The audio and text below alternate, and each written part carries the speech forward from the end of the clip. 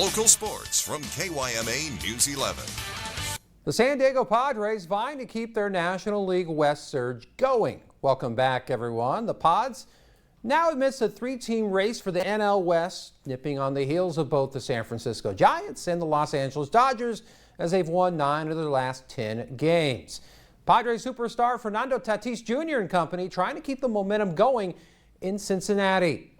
First run of the game comes in dramatic fashion as Jake Cronenworth rips a ball down the right field line and the bolts all the way to third base for the RBI triple. Pods drawing first blood.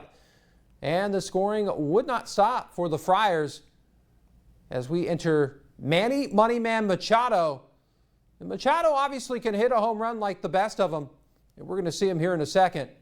But he can also make other kind of plays. This one's a deep fly, and it turns out to be a pop-out, but it's deep enough to where another run comes in from third, so sac flies, home runs, whatever the case, he can make it happen. 2-0 Pods. We'll go to the bottom of the first.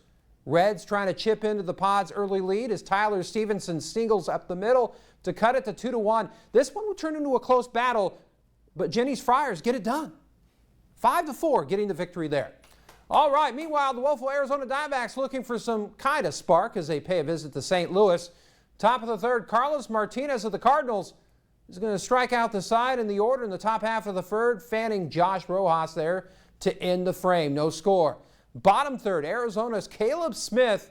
He looked good in the early goings, trying to escape a jam in the bottom half, and he's going to do it by striking out Tyler O'Neill right here.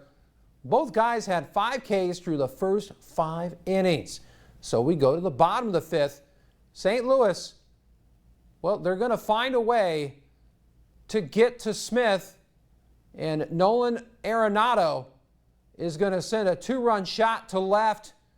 That's where the wheels started coming off for the D-backs. They were down 2-0. The Snakes, to their credit, would try to rally, but would still come up short, taking the 3-2 loss.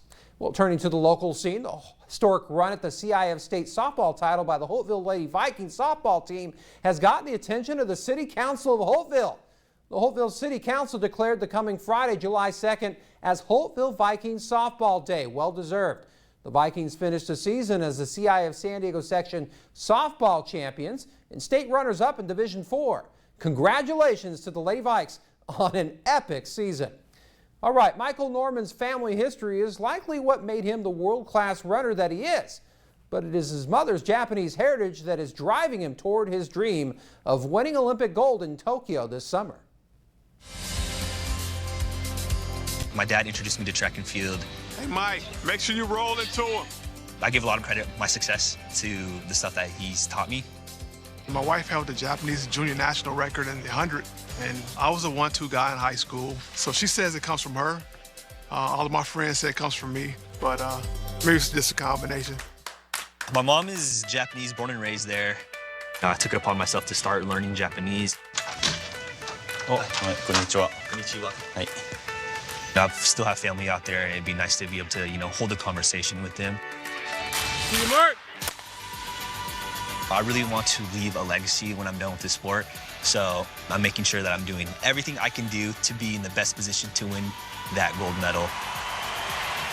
He wants to represent the United States, but he also wants to acknowledge his Japanese side. To be honest with you, I think he's gonna win. It's a true dad right there. And finally, the Olympic countdown is now in the home stretch. The Tokyo Olympic Games, guys, is going to begin in 24 days. You can only catch the action right here on News 11. Aren't we psyched or what? We're done with this round of sports. Jenny, Adonis, back to you.